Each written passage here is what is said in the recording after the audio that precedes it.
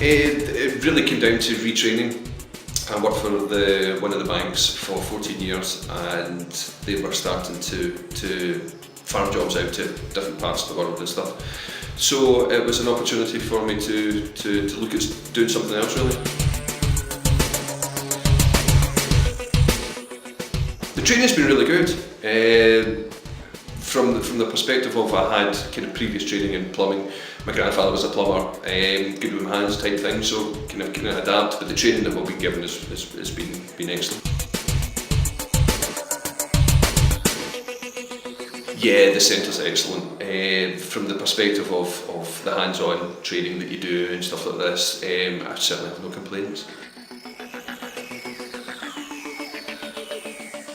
I'm already a sole trader. I've already taken the first step to performing and working with my own business.